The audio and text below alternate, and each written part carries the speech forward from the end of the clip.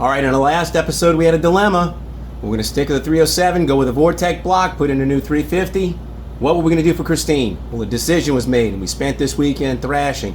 A lot of overtime hours getting this motor together. There's some head porting work in this episode, setting the valves, assembling the entire motor, whole bunch of little knick-knack tidbits. If you're interested in seeing how I got this done this weekend, stay tuned.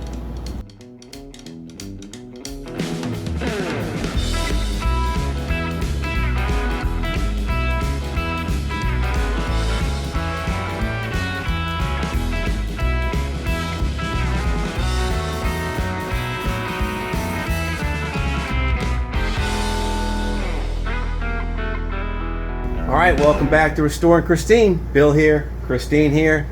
It was decision time. What are we going to do with this power plant? So the last episode, if you tuned into that one, I cracked open my small block 350 block only to discover that it was a 307. Motor that's been in this car the entire time I've had it. It's a pretty sounding little motor, had plenty of power, and it took us A to B every time we wanted to go. That little 307 was reliable. So I was at a crossroads, and I bought a set of Trick Flow fastest cast camel hump aluminum heads for what I thought was my 350. And those heads have really super big valves in them, so they're like really, you need the 4-inch bore at least. And this 307 has a 3875 bore, so those heads weren't going to work. And then complicating matters was that I had a GM Vortec 350 sitting off in the corner, and I didn't know whether or not to put the Vortec heads on my 307 or to take the Vortec block and go through it and do it for Christine.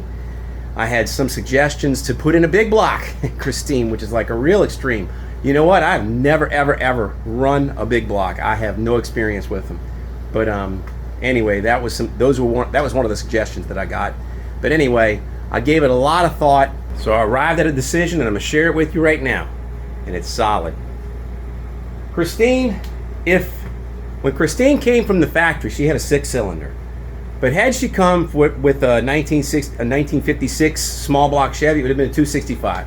Nobody runs those 265s, but then after that, the hot thing was a 283.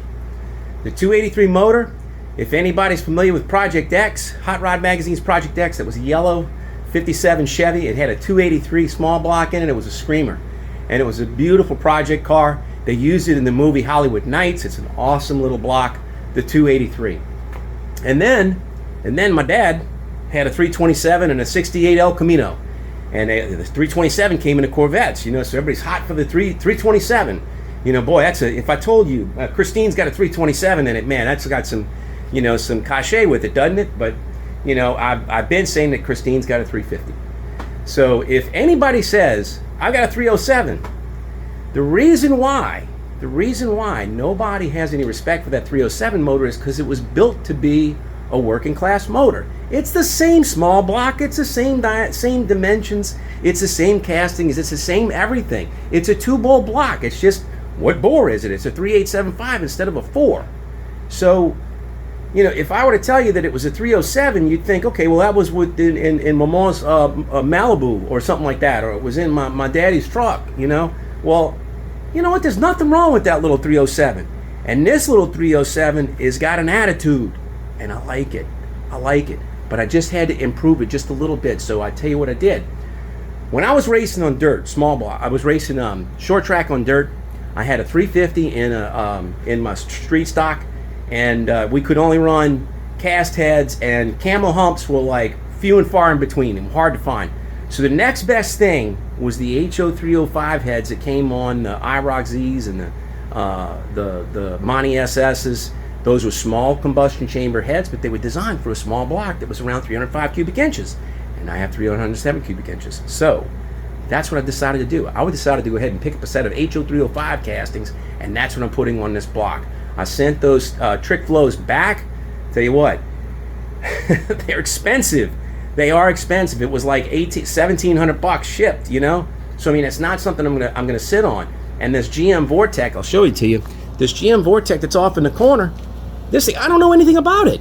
I know nothing about it. It's got an Edelbrock manifold on it, and the guy this was in the 71 Cutlass that I bought, and the guy was going to run it. He claimed it had a, he put a cam in it. I don't know what it is. I don't know if this is a worn out block. I don't know if this block's got 200,000 miles on it or is a fresh rebuild. I don't have a clue what that is. But for me to go ahead and learn that lesson right now, when I have 8 weeks to go to get to cruising the coast, no, I just can't do it. So I think that GM Vortec, what it's going to be plan B. So we're going with this 307. This 307, I went through it. I retorqued all the main caps. I retorqued all the rod caps. I cleaned it up. I painted it.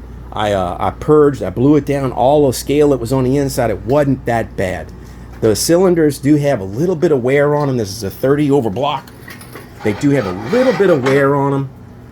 Not much, but you know, I cleaned off the carbon, and it's not much of a rib. But this block is definitely, this is its last go round. This is its last hurrah.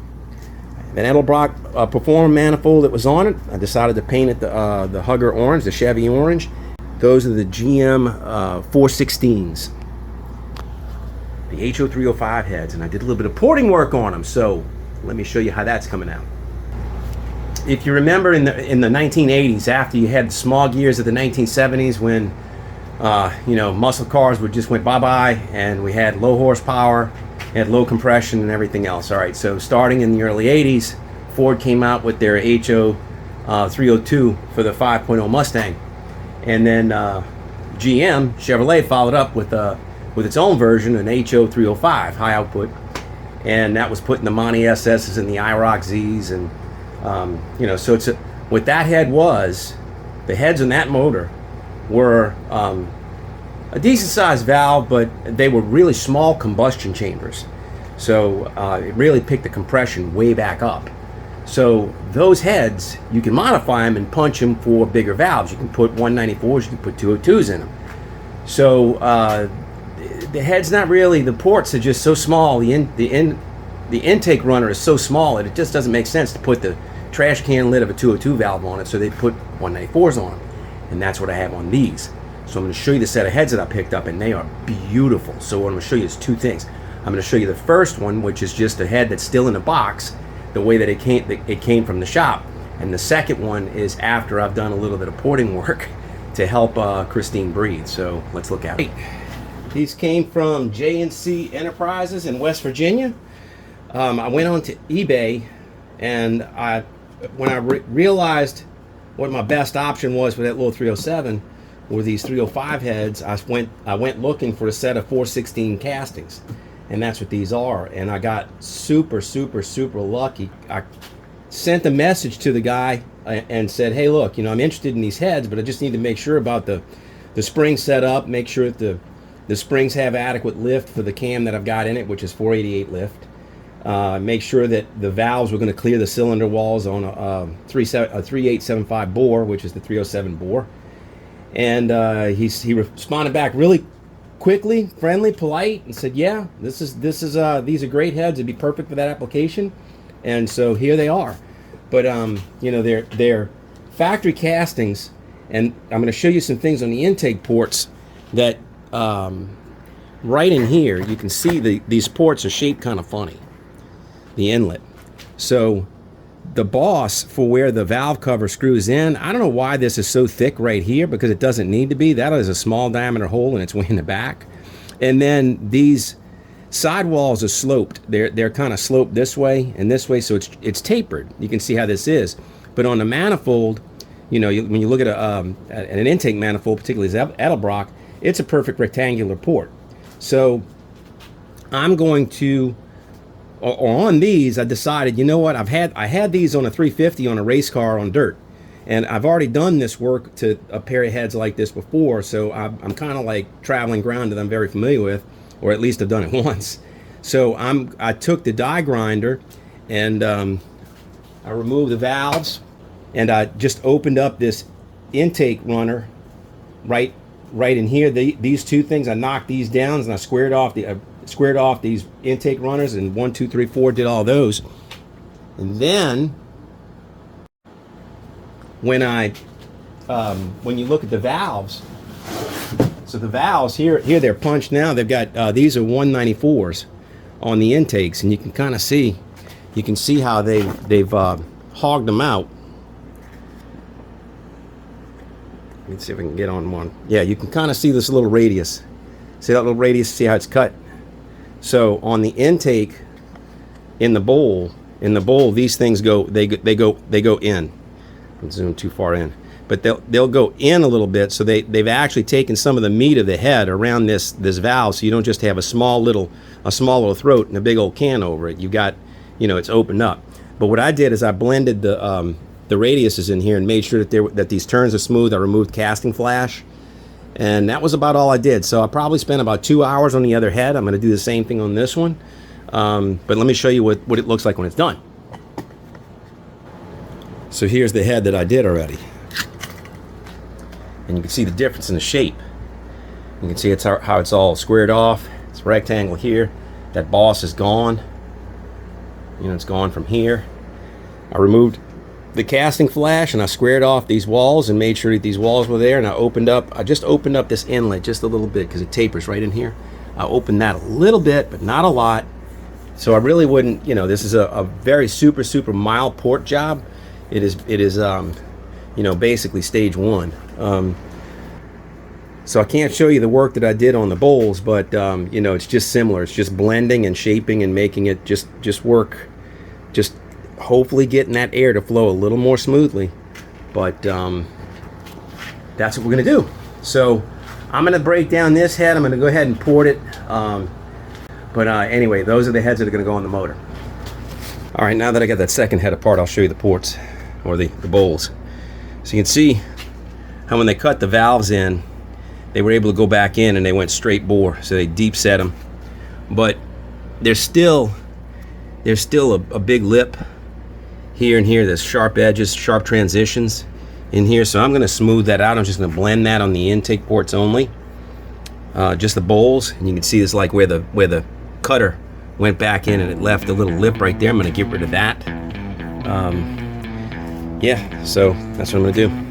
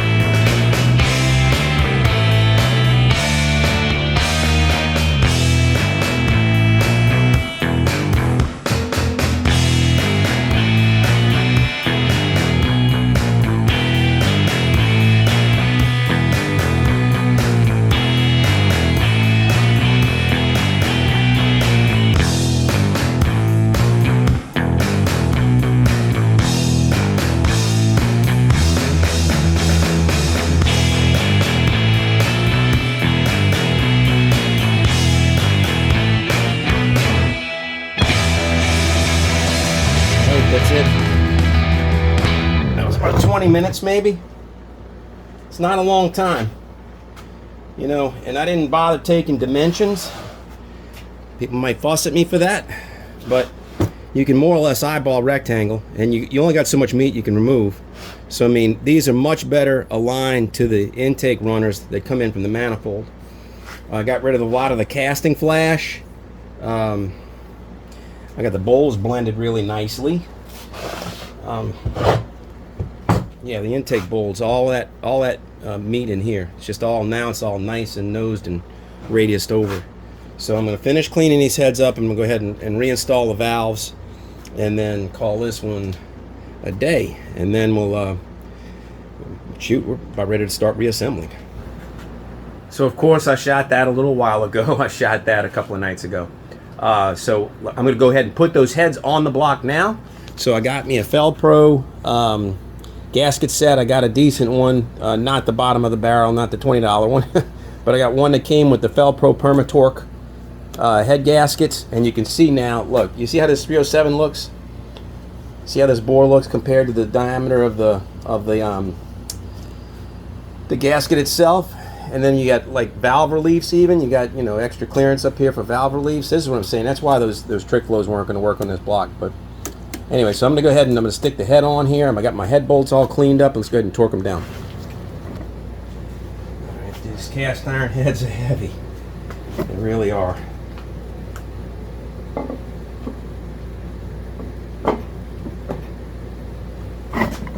Shirt. Yeah, all right. So all these head bolts need to get torqued to 65 foot-pounds. So I got to put them all in, get them all started. There's some long ones and short ones. Long ones go where they go. You know, I know I'm going to take some criticism for this, but you know, a few people already predicted it. They were like, you know, I know what you're going to say about being sentimental about the motor. You know, that's part of it. Another part of it was, you know, being practical. You know, this little 307 was running fine when I took it out. I wouldn't be doing this if I didn't park Christine. I really wouldn't. You know, so you know, that's the only reason why we've torn the motor down. Is because, you know, I parked Christine, and otherwise this motor would be fine. So, you know, when it comes to resources and time, what do I want to spend my money on? And you know, I just didn't see me going out and finding a 350 block right now and starting from scratch, not knowing what I got, investing, you know, $5-6 grand in a short block, and then on top of that, the heads. All right, just to be different, I painted the the outer bolts cast iron, but I'm just running all of these in now with the little impact, just to snug them up a little bit. I chased everything with a tap, so all my holes are clean.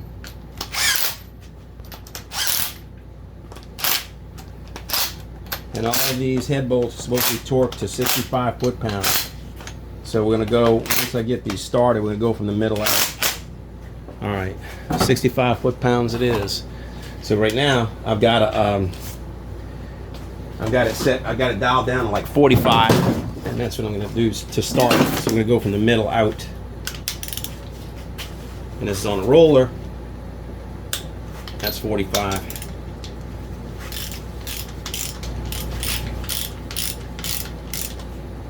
I'm really looking forward to this little block. Waking up with these heads. I'm pretty sure I'm going to have to take that Holly and I'm going to have to detune it. I'm going to have to lower the jets in it. It looks like it's burning rich as can be. But yeah, all right. So everything right now is 45. Let me go ahead and get these to 65 and we'll go to the other side. Let's take a minute. All right, I'm on the last few. Last few.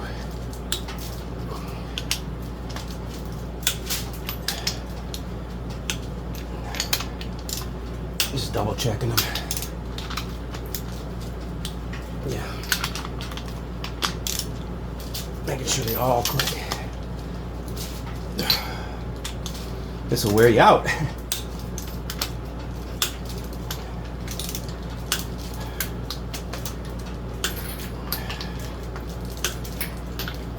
All right, what's next?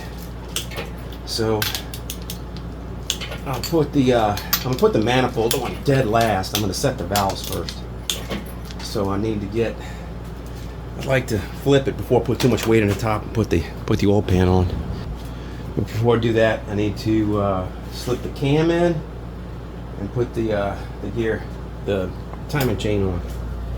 Let's go ahead and do that next. So I'm going to use some Clevite 77 bearing guard. Even though this cam's already broken in and mated with all of its lifters, I'm going to go ahead and douse it anyway because I just don't like dry startups. Put it all in every bearing and every lobe.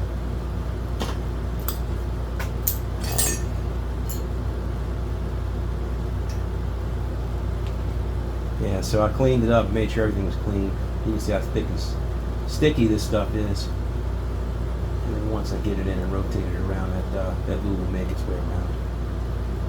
And I don't have an installation stick. I've never used one, but I've always just used it. The cam gear, the timing chain gear, and used it for leverage. As long as you're careful sliding this in, the main thing is don't gall anything with that distributor gear. But if you can fish it in, it'll go. I'm sure I'm not the only one doing it this way, but that's really about it. There it is. So you don't really need an installation stick, but as long as you're careful with the, that timing, that distributor gear going back. All right, so it's a really nice Summit double roller timing chain set. It's got a lower gear that you can adjust.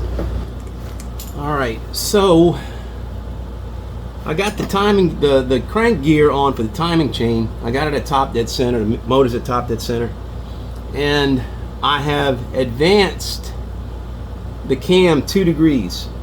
This set will allow you to do that. Since this block is so small and the cam is so big, it's meant for a higher end, and this motor doesn't want higher end. So I'm going to advance the cam a little bit, because I'm pretty sure that when Edelbrock grinded this cam, when they came up with this design, they did not have a hot rodded 307 in mind when they did it. So that's what I just did, and now I need to rotate my the camshaft so that the cam is aligned, and there they are. Now I need to put the chain on. The timing chain that I took off was so sloppy, wasn't funny. All right, there we go. Now we'll be able to do it. There it is. Nice and tight. That other timing chain was worn out. Get it now. All right, first thing I'm going to do is we're going to lube up each one of these lifters and slip them in. I got them all in the same order in which they came out.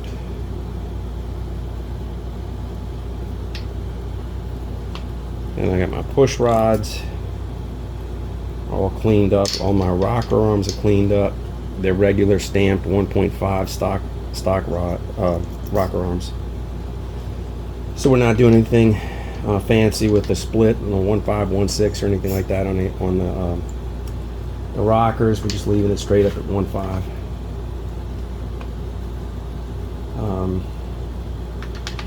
Yeah, so let me go ahead and get these in, and then we'll slip in the push rods, and we'll be on our way, and then we'll be able to start setting all the valves. All right, so I had it to where the two timing marks were lined up, but then that was 180 degrees out, because I could see that the lifter bosses, these two lifters on the number 1, were up a little bit, and they look like this number 6 looks like right now. So they weren't quite, it wasn't at top dead center, it was 180 degrees out. So the way I've always adjusted valves is I will tighten this up. Let me loosen a little bit. I will tighten this up until I can get that rattle out of it. So you can hear that. That's a little bit of slack. Tiny bit of slack. Until there's no more slack. Then I'll go a quarter turn. And that's set. Do the same thing on the, that's the exhaust. Do the same thing on the intake. And run it all the way down. It's going to tell me where I'm at. I usually hold the rocker arm up, and I can see how much more I got to go. Because these are lock nuts. Now we're getting close.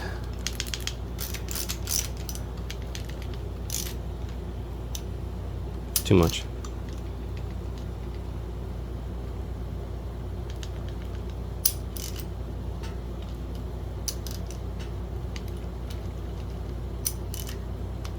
Right there, quarter turn, and that one's set. So now that's the intake and exhaust on the number 1 is set, and so we'll go on to the next one. So we need to rotate it 90 degrees, 18436572. So the next one is the number 8, which is over there.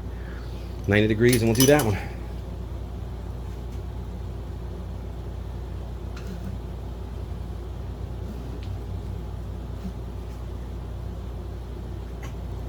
All right, there it is. Same thing. So I am going to set all these lifters just like that, and that will get the valve lash set, and then we'll see what the next step is going to be. All right, I'm on the last valve, or the last cylinder, number 2, 1843657 on the exhaust valve. Doesn't take long. This is like riding a bike, man. I've done this so many times. My dad used to adjust valves while the car was running. He'd take the valve cover off and he'd listen for it to rattle, and then he would tighten it down from there. But he would make a mess on the exhaust. And you know, my dad was 40 years older than me, so he's very old. He was very old school. You know, he learned on stuff. I guess the flathead Ford was something else when he was young. So anyway, but he knew how to keep a car on the road, that's for sure. Right there, quarter turn.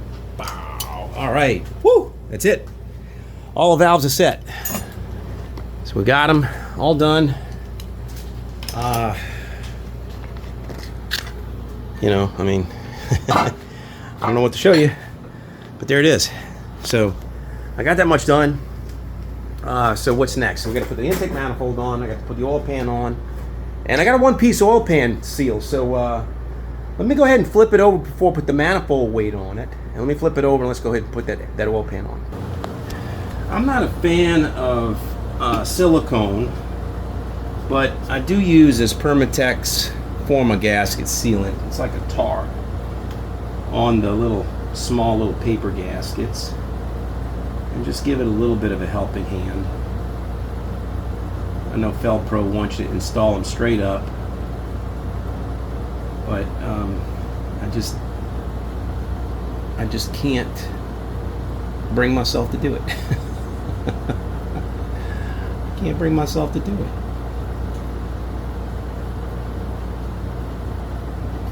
So this was the chrome timing chain cover, and I didn't like the chrome, and the chrome was going bad. It was pitted and it was starting to rust. So I went ahead and I sanded it down and I painted it with that Chevy orange. And when you see what this motor is going to look like in the end, it's going to be so neat. It's going to be a little different. It's going to look rat rodish. So yeah, I'm looking forward to that. It's going to look really cool. Put this little sealant on the block, just a touch, you know, not a lot. I use this. I got to know this when I did my outboard motor. I have an 18 horsepower 1958 Johnson 18 that's on an 11-foot long runabout boat that I built, and it's a cool little project. And that 18 two-stroke motor, that 18 horsepower two-stroke motor, was the first time I ever tore down a two-stroke.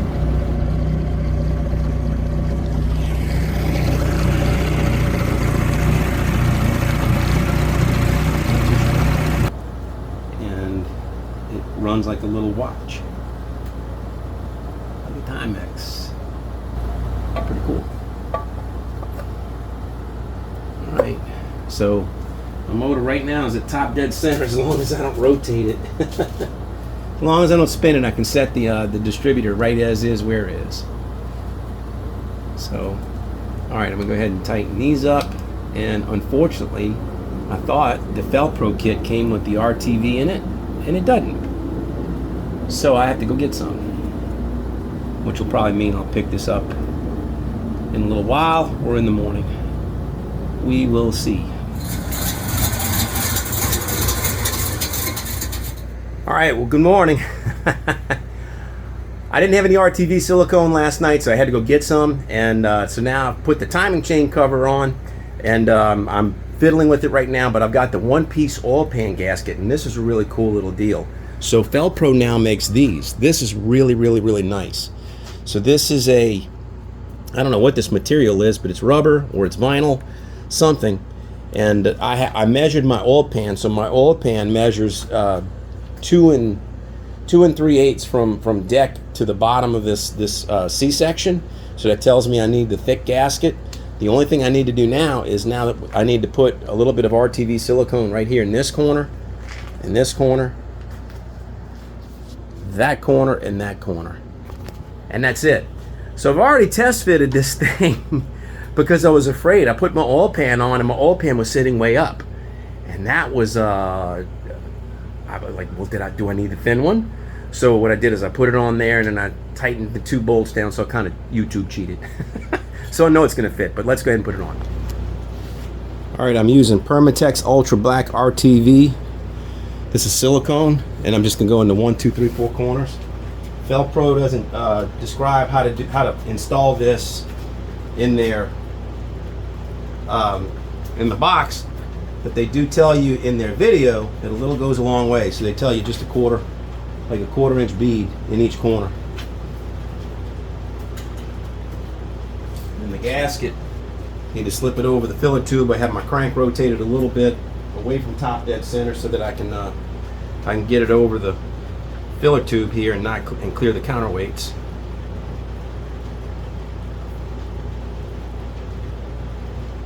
So now we're close, we're in place here. And you're going to notice that when you put your pan on, the pan's going to want to be riding high, and it's going to crush these 2 end seals. So don't be scared. If you measured your pan correctly and ordered the right part, you'll be okay. So, and it's going to ride high. So this is what I'm looking at here. I've got like about 1/8 of an inch or so, maybe 3/16 of an inch of gap. But I've already test fitted on the front to make sure I have the right one. So I'm going to go ahead and tighten these up. You're going to find if you use one of these gaskets that getting the screws to start is tough because it's very thick. It's taller overall than the regular paper or the cork gaskets. So it took a lot of weight and pressure for me to get the corners. But once I got the corners down and I tightened them up a little bit, then these go a lot easier. But that's going to do it, and I'm going to show you to you when I get it tightened down. I still got to put the screws in the bolts on the other side, but it's gonna that's going to seal. What is so nice about this gasket is there's no such thing as too tight. You can't over tighten it. So it's got a little crush in it, and you just tighten it until you take that out, until you bottom it out. And you can feel it, but it's got that crush washer in it that keeps you from over tightening or over collapsing the gasket. And you know that it's whether or not it's tight enough. Shoot, I'd be more worried about stripping the bolt in the thread sooner than anything else. But that's, you can't do this with a cork gasket without crushing it or distorting the pan. That's really nice. Wow, let's take a look at it. I love this gasket. You can see where the RTV was in the corners, and it squished out a little bit. You mainly see it in the back, like that. It squished out just a tiny bit, so I'm going to go ahead and get rid of that and put some silicone in my fingers that I'll never be able to get off. But so now the oil pan's on. I just have the harmonic balancer just slipped on a little bit so I can rotate the crank. I had to rotate it to move the counterweights out of the way, so I'm going to rotate it back to where it's at top dead center, and we'll continue on. All right, so let's flip the motor back over. I'll go on the top again. Oh man, it's getting heavy. It is getting heavy. It is not liking that. Oh man. Oh boy. Okay, I'm getting too old for this. That's better. All right. I guess now we're ready for the intake manifold. Let's do it. There's so many little things. Like the oil pump down there needs this little shaft. And I can't tell you, it's like that scene in the movie Apollo 13. It's like where the guy put the astronaut put the sign on the thing, don't turn it off or whatever. It's kind of like you put that oil pan on and it's like, that's the point of no return. You better make sure everything's torqued down, make sure the oil pump's on. But we got this little shaft that turns the oil pump, and I need to make sure that's engaged and in place, because now that I've finished turning the motor over, I'm not going to turn it over again. That's got to be that's got to be inserted so it doesn't pop out. You know what? Before I put that intake manifold on, let me show you a trick with the harmonic balancer. It's not pushed all the way in; it's just sitting on there. But I went and I cut a strip of paper, and you take the paper and you cut it to the diameter of the harmonic balancer, and then you take that paper and you divide it so it's 360 degrees all the way around, and we got a timer mark at 0, so it's 360 degrees all the way around. Well, these small block Chevys like to be at 36 degrees all in. So if you have a mark on your timing gear, if you have a mark on your harmonic balancer that's at 36 degrees, when you put your timing light on it, you're hitting it when you at RPM, you're spotting it on the 0 mark. So what I like to do is I like to put a 36 degree mark on my wheel so that when I put my timing light out, I can just rev it up to like 3,000 RPMs, have the induction light on it, and then spotting, and I should be able to see where this is. So I've got this tape that I marked, and if you take 360 degrees divided by 10, that's 36 degrees. So you take the length and a tenth of the way down, that's your 36 degree mark. So the other thing is 360 degrees divided by 12 is 30. So you can mark off 30 degrees. So I've divided this by 12, and then I marked off a 30 degree mark, and then used a ruler and figured out where the 40 is. So I always have 30, 40, and then 36, and I'll put those in my wheel. And there's this harmonic balancer. It's really a damper. This is rotating clockwise. This is the advance. So it's advanced as you're over here. So we want those marks to be showing up over on this side. So this is going to be the 0 mark right here. So right there, 0, 36, 36 is right here, 30, and 40. I'm going to take this on my bench and I'm going to grind it. So that's what I did. Scored a little mark at 30, scored a little mark at 40, and I took a small little drill bit and I drilled little teeny tiny little indents, and I just filled them in with some enamel. So now I got one at 30 degrees, one at 40 degrees, and one at 36. And that's the one I'm always going to aim for. So there's my 0. I'm going to fill that in too with the paint, so you can see it a lot easier. But that's it. With the intake manifold, they give you these little restrictors that are supposed to go over, if you use them, this exhaust gas port that crosses. It's a crossover that goes from one bank to the other, and it goes underneath the manifold. It warms the bottom of the carburetor in cold weather. So on a production car, maybe that's fine, but on a motor like this, no way. I use full restrictors. I make them out of just thin little sheet metal. Make a little tab that folds down. I'm gonna take some silicone and I'm gonna pop that in place, but that's all got a nice little shape that'll go right up inside of the cavity for the gasket, and this will never move out of place, but I'm gonna secure that with a little bit of silicone just to be safe. But that'll keep the exhaust gases from going back and forth and warming up the bottom of the carburetor, which can sometimes cause vapor lock. And anything about high performance, the cooler the fuel is, the more dense that it is, the more power that it makes. So we don't want to keep any of that stuff vaporized due to temperature. So I'm going to put those two blocks in the crossover ports. The front and back gaskets, these two have these little tabs that keep them from becoming displaced. So a lot of people will silicone the heck out of this, and I don't think that's necessary. Some people just use silicone just for the whole thing, but this is just meant to be crushed, and I'm going to trust it to do its job. I'm just going to use a little bit of RTV in the corners. That shouldn't get squeezed out of the way, but you know, this just makes a mess. So I'm going to put these two down in the front and the back, and then I'll dab the corners, and we'll put the intake manifold gasket in. All right. It's nice to be able to pick a manifold with one hand. These heads were like ridiculously heavy. I'm always really careful when I set these things down so that you don't shift that gasket, because it's got nothing else to hold it in other than the two ends. You know, the four corners. Down and trim it. Alright, I got stainless bolts. These are nice. These are really nice. These were already on, Christine. These are beautiful. Stainless with little 3/8 inch heads. Those are nice, man. So they've got little flat washers, and they're just easy. You know, the regular bolts are hard to get a socket on. With these, because they're small, they're compact, they're real easy to tighten and loosen and get to. So let me go ahead and put all these on. All right, got them all in. I'm just going to tighten them.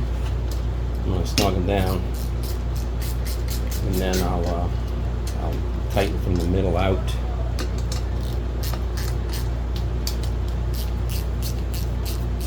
Some people might criticize me for painting this Edelbrock orange, but I like it. I think it's going to look so cool when wait till you see the valve covers I got. Very vintage look. When the headers are on, it's going to just have this really neat look.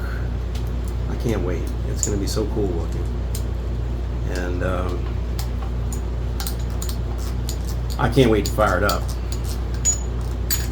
These new heads, and then the cam indexed a little bit differently, 2 degrees advanced.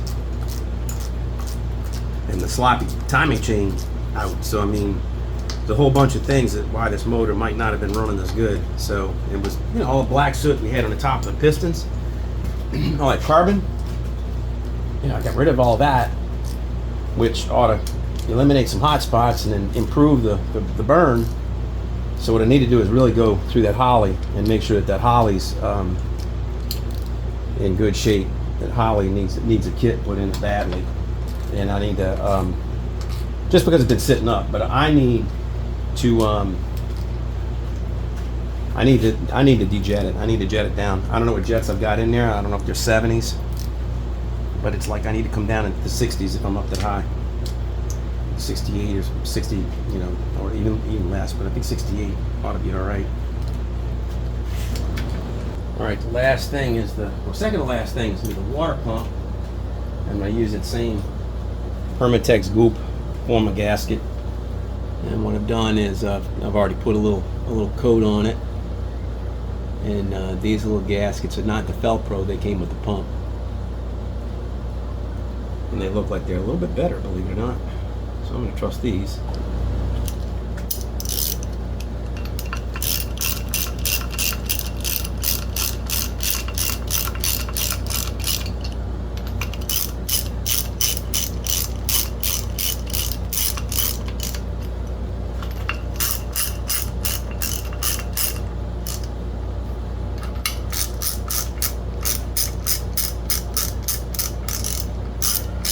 This temporarily on here. That's just, I got a nice, throw that in the trash. Got an old one. I bought one that's specifically an AC Delco 90-degree bend.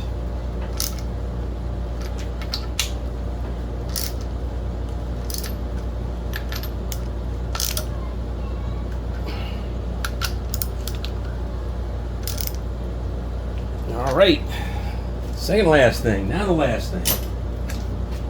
That thermostat. So I went to AutoZone and I just wanted a basic 180-degree thermostat. That's it. That's all I wanted.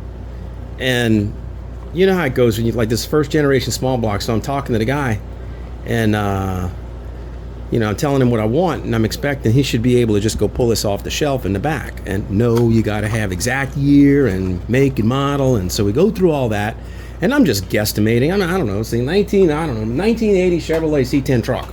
And he comes up, and it's 195-degree thermostat. Oh, no, that's not the one. So we went through a whole bunch of rigmarole, and finally I got him to where it's like, look, just click the little button where it says see all temperatures. And the 180 right off the bat came up $8. So silly. Used to be you could just go to the parts store and people just knew what you were talking about. So this is a cast aluminum piece from Summit. This is nice. This is a new gooseneck. It's the straight angle to come in, because the radiator on a Tri-5, you know, is right. The neck is right. The filler neck's right in the front. That's where the hose goes, just dead center. So now I'm going to do the same thing with this. I'm going to coat the motor, and I'm going to coat the manifold, and I'm going to coat this with that Permatex, and put that gasket on, tighten up, and then we'll be done. At least as far as I want to do. I don't want to put the distributor in just yet. I'm going to block off these openings, and I'm not going to show you my valve covers yet.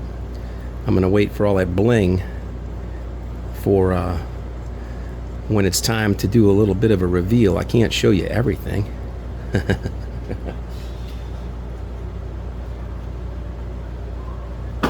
So I've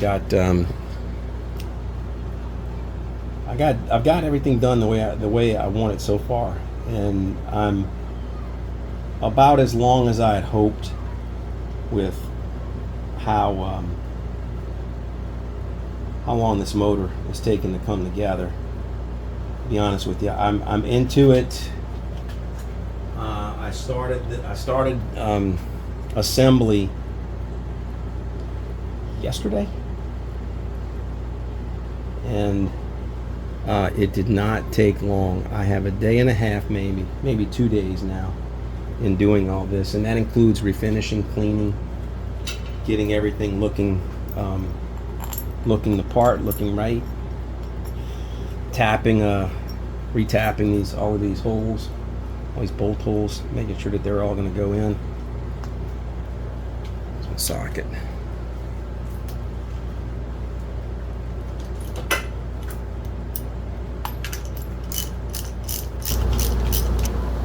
Well, there it is.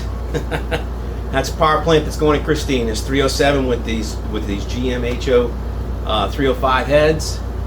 It ought to make good power. I've advanced the cam 2 degrees. It's just the heart and the soul of the car, and it's just the right thing for me to do right now.